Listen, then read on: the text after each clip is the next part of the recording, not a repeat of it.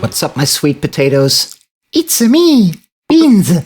Are you ready for a new episode in the Shapez BEASTMAM series? Alrighty then, let's do this. This is the second video in our new chapter, Chapter 6, which is all about the fun, gimmicky stuff that I decided to chuck in for this Shapez Industries TMAM. Today, I want to start talking about some of the displays near the hub. More specifically, the 7 displays on the right that have this rolling animation while the machine is searching for a solution, and then display the different shape pieces once a solution has been found. Because I am in a zany mood, we'll call the subchapter the Magnificent 7. This is a menu item we will discuss in several videos, so we will hop down in the hierarchy to the episode level, for which the title for today will be The Magnificent 7, Part 1. So, I'm gonna be honest, more work went into this than should have been the case, but then again, hey, I'm a little go-getter that doesn't know when to quit. Also, the slot machine animation is just super pretty in my opinion. Okay, it's pretty. Anyway, we're not gonna look at that slot machine yet. The first thing I want to have a look at with you is how we load up the pieces that are currently displayed. The pieces that are displayed when the solution is found. Which variables are there? Where do we get the source signals from? What's the wiring setup? And so on. So we're going to focus our attention on the vicinity of the capture module. More specifically, on the triangular section to the bottom right of it.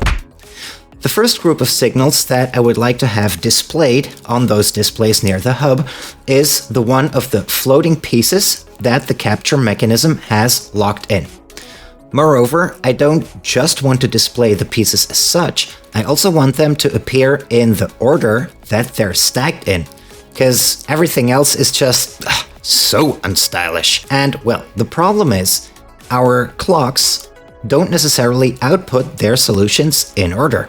After all, it's first come, first served, right? The first combination that happens to create a solution for the shape takes the entire cake. And since we're not guaranteed that the signals we get are in the order those pieces need to be stacked in, well, I need to sort those signals. And that's what this triangular thingy does. So we've got 5 floating pieces, right? That means 5 wires that we're gonna isolate. And now, in order to sort those signals, we're gonna rely on the information we have about the base layer of each one.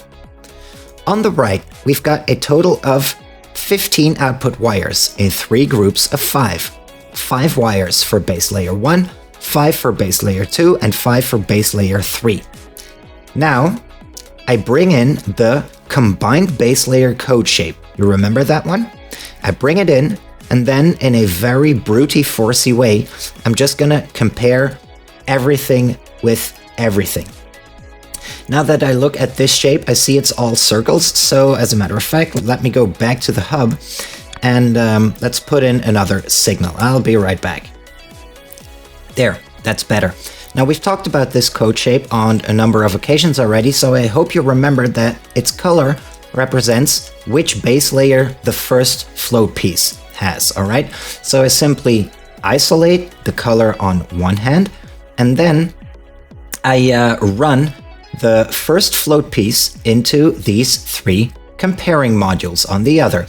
If the code shape is red, that means the base layer is 1 and the first float piece is output on the first wire of the base layer 1 group, the purple wire in this case. If it's the green, the first wire of the second group, blue, first wire of the third group. Then I paint the code shape gray and isolate the top layer. This represents the second float piece.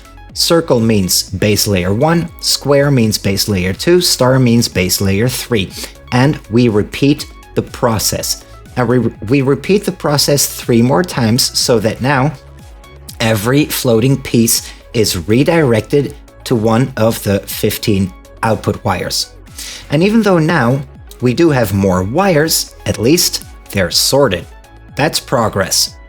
We now know that the signal on these wires represent floating pieces that will definitely have to be stacked below these ones, and these ones, in turn, below these ones. Excellent. That's the first part of our display sources taken care of, and actually, that was the more convoluted part as well. The second part is actually easier. These are the flat pieces plus the fifth layer, and the reason they're easier is because they are sorted. So all we need to do is make them join the rest.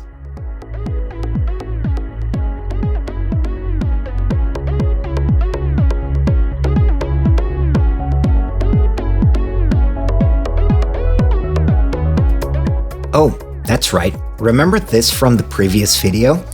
If the shape doesn't allow for a fifth layer, then this wire is going to be carrying a signal anyway, right?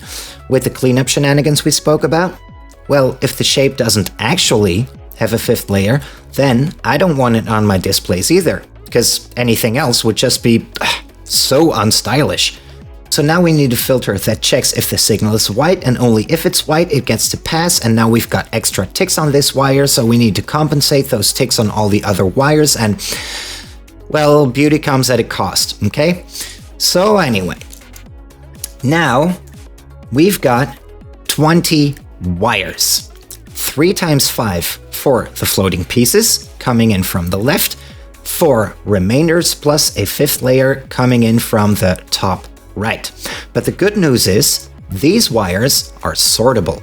So we weave the heck out of that stuff, and that brings us to the Pyramid of Glory. Look at this baby. Because see, while we've got 20 wires, not all 20 of them are going to carry signals. And thus, what I want to do is reduce those wires to the magnificent 7 that will ultimately become the displays. Now, I can't give you a mathematical explanation why it's 7, but I just observed the machine and noticed that the maximum amount of signals that comes out is 7. So 7 it is, right? Now, in the past, I've shown you how to create a virtual redirection module based entirely on NOT gates and transistors, but I thought, you know what, we've got the Wires Plus mod installed now, so let's see if I could put the multiplexers to good use. Turns out I could. So with the multiplexers, I reduce the amount of wires from 20 to 7, and voila! Out the other end come up to 7 values. Well, actually we got 8 wires, but this one doesn't count. So we got 7 values neatly sorted from bottom to top, carrying the signals of all of the pieces that the shape is composed of. Victory! So these wires eventually feed back to the displays near the hub, and that's how we obtain the pieces that the shape is composed of, neatly sorted for your viewing pleasure.